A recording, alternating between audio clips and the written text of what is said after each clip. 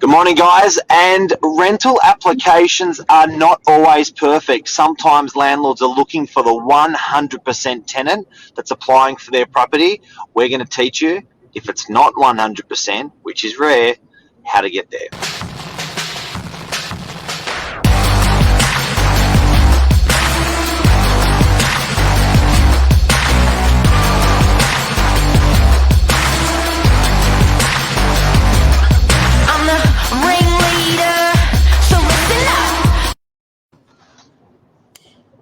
Good morning.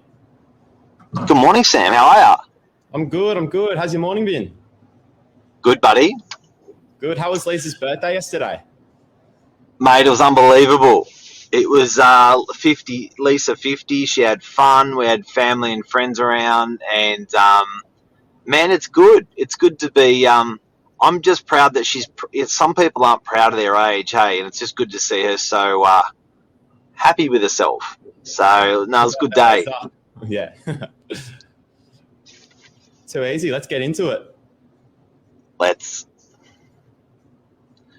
Now you're going to talk about what we're talking about. Yeah. So 50-50 on a rental application. It can be a bit of a tricky question at times for landlords.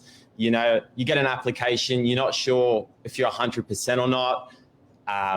So we're going to be talking about some tips, some tricks that landlords and tenants can use to try and get that application over the line and get you a bit more secure. And you know what, Sam, they're pretty obvious, these ones, but they don't get used. They're pretty obvious, but they don't get used. There's a couple of hacks and tricks we're going to teach you today that, you know, I think as an industry, we've just got to get much better at doing it.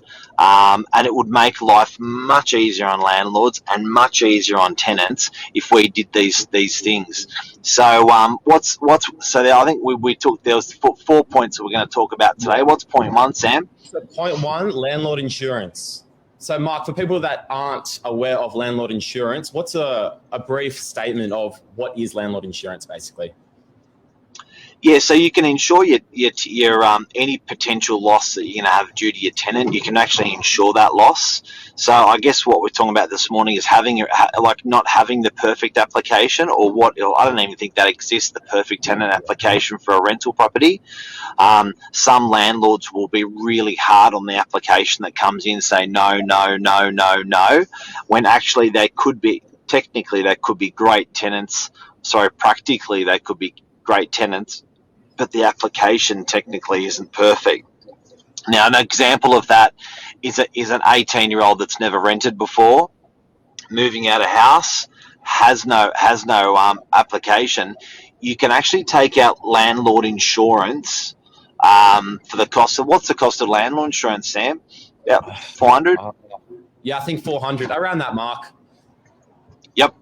Now, that up to $25,000 in damage to the property, up to 15 weeks rental arrears can be absorbed from that insurance policy.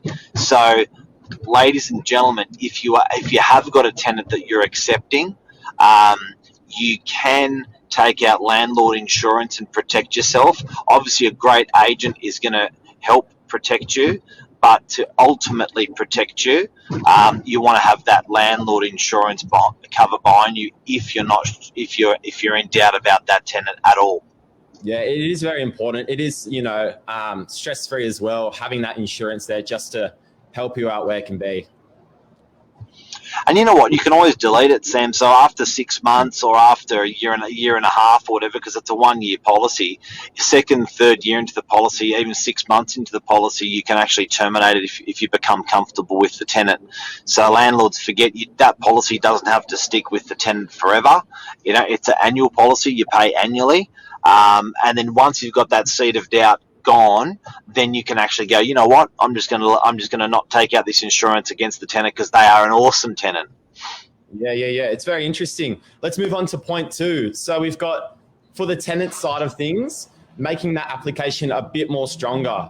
A good agent will recommend a tenant that, first time renting, unaware of financial security, a lot of other factors. But it is really important that, if you don't have funds available, or whatever the reason might be, you can actually add a parent or some sort of guardian onto your lease just to provide that security. Yeah, because I think as a landlord, and I'll go back to an 18-year-old tenant that hasn't rented before. As a landlord, you may be thinking, you know what, I really want to give these kids a go, but I just don't want to risk it with my property. It's just too risky. And I think as a landlord, you can turn around and say, hey, you know what I'll do? Ask if his mum or dad will go on the lease. If it's a male tenant, for instance, ask if mum and dad will go on the lease, and then we can rip them off the lease a year or two down the track once the 18-year-olds prove themselves. So you may have a 30 or 40-year-old that's made an application on a property and the income's not strong enough, or they may be on family benefits where they've been paying that amount, but you're still not sure because you don't know there's technically not enough income there. You can, again, ask for someone else to come onto that lease to prop up that income on that lease. Yeah. It just provides that more security, especially when we are speaking to the landlords in regards to tenants aspect. It provides you that security which might get your application over the line. So in the long run, it is most worth it just adding that extra person on the lease.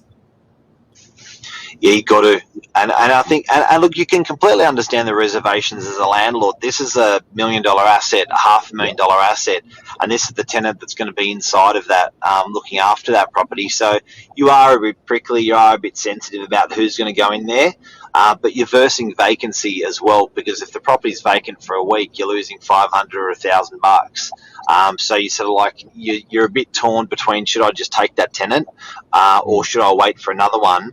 But you may work with that tenant that's come in and that application that's come in, which again, Sam, I don't think the industry is doing enough. They're not working with the applicants enough to really dig deep and see if they could potentially be just great, but you're just not looking at that application in the right manner. Yeah. Another thing as well, let's move on to point 3. We've got sometimes with landlords, I do speak to a lot on a daily basis, and you have a new renter come in, we'll just say 18-year-old, for example, and they're just worried about their property and the maintenance and, just what's going on. So another tip as well, you can do more periodic routine inspections if need be, just to give you that peace of mind that everything's going smoothly and just to also keep you in the loop with what's going on. Yeah, because I guess, as a landlord, you've got your agent, looking after the property. As a landlord, you've got your rent coming in on a regular basis, but the stuff that can spook you is, how's the property being looked after? Is the property being maintained? Has it been trashed? Stuff like that. You're sensitive and you want to make sure your asset's being looked after. Now, normally agents are doing routine inspections. They're going out there, taking photos, taking videos, and often taking the landlord. So I think as a landlord, you may want to attend all of your routine inspections. Yeah, I've been doing a lot of routine inspections recently, just because COVID's sort of settling down and things are becoming more flexible. And I do recommend to the landlords that you do come with me and have a quick look around, just so you know what's going on and that everyone's sort of on the same basis. It's important. Yeah. And then if you do, and what today's about is taking a 50-50 application for your property. You're not quite sure. You're sort of 50% they're going to be good and 50% they're going to be bad. It's maybe on income or maybe on something. And how do you minimise that risk? Doing that routine inspection rather than doing the routine every 3 or 6 months. You may go after tenants moved in within 4 weeks. You may do that routine inspection. And then go in and just check, have a good look around. As an owner, as an agent, have a good look around. Again, double back 2 months later, check again, make sure how it's been looked after well. You just don't know. So, and I think that's going to settle a landlord. So they've taken a tenant with that they're not really, really sure about, they're 50-50 on, and then they can see the rental payments consistent. They can see they've done 3 inspections, in a close, maybe over a 4 or 5 month period.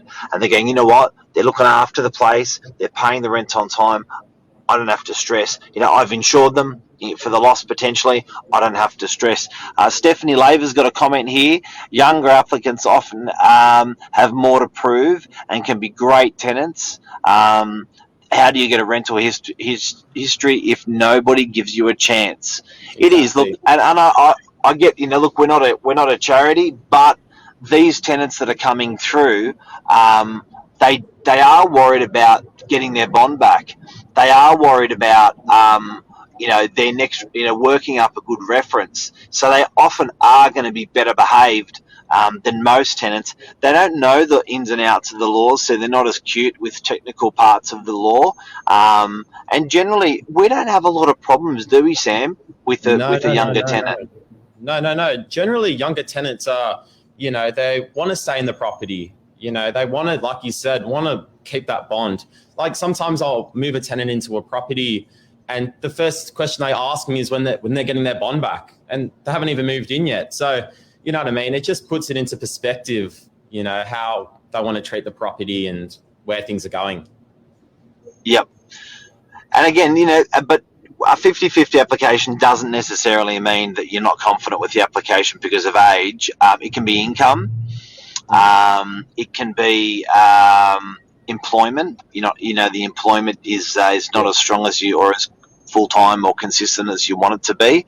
There are, what we're talking about this morning is there's applications that are actually, that on paper, they're not good tenants, but in principle, they are great tenants. And how do you find that out? What can you do? So we've talked about this morning, insuring your tenant. You can do that for only $300-400 a year. By the way, Sam, but get this, guys. This is a cracker. A tenant offering to pay the landlord's insurance policy for them for the first year to prove themselves. Wow, that is bold. It's bold. It's bold. Luke Roney's got a question. Should tenants be vaxxed? That is a tricky question, especially with COVID and the whole double vax movement.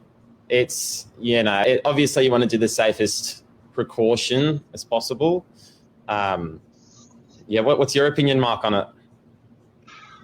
Well, what's interesting is it going to end up on tenancy applications. Is it going to end up on tenancy applications? Because doesn't mean they are a good citizen if they are double vaxxed. Doesn't mean that it is less riskier for a routine inspection on the property. I don't think so. I don't at the moment. Look, 9 out of 10 Australians are anyway. But I think it doesn't at the moment. It doesn't matter for when we're assessing an application. Or do you? Look, I don't think it matters because we're looking at more so their financial and all those different aspects of how they're going to be paying the rent and how they're going to be taking care of the landlord's asset. I don't think being double vaxxed is it's still important. Don't get me wrong, but is it a key factor? Is it necessary? Well, it's their home, so they're in their home, so they could. That's it. I think it's important for the agent to be, because the agent's going in and out of all of these homes. An agent can go in and out of 15 houses in a day. So I think for an agent to be double vaxxed, pretty important. Yeah. I had a routine. Funny enough, I had a routine inspection about 2 months ago booked in, and we couldn't do it. We had to do it all virtually from the tenants doing a quick video for us, just because of COVID and things. It can be a bit difficult. And one of the tenants actually had COVID. I got a call from them.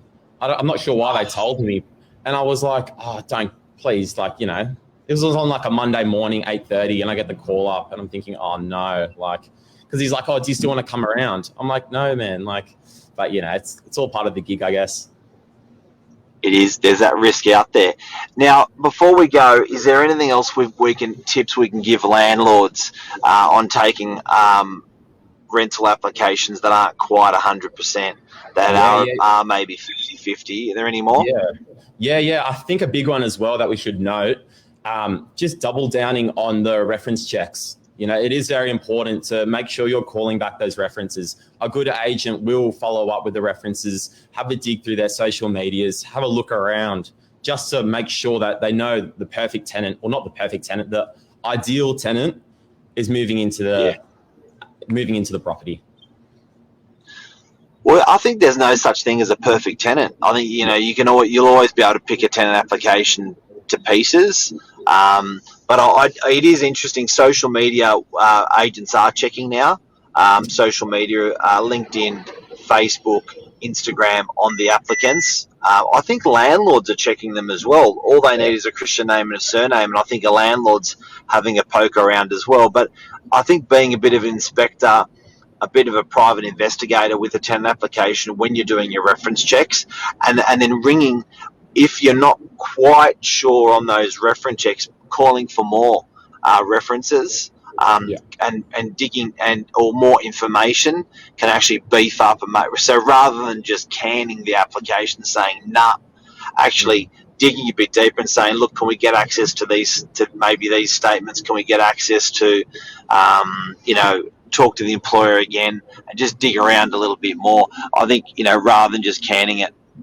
Yeah, 100%. I agree with you. Like at times, you need that extra reference just to make sure that you know that this is a good tenant to put into the property. Yep. And I've noticed sometimes tenants take so much pride on quality of an application, they'll put photos of themselves or even photos of their pets. Luke Moroney mentioned writing a letter to the landlord, if that could be sent over to the landlord. I think that personal touch, big one this morning we haven't spoken about, but I think that personal touch is very, very important. Meeting, if you're applying on a rental property, meeting the agent that's going to assess the application, I think is great. If you can do it at the open house, if you can do that in their office, I think that personal touch that Luke has mentioned is really, really important. Yeah, I agree with Luke 100% on that one. Another one, when I first started out, I was, going through applications, just trying to get my head around things. And an application came through. It was a guy and his dog.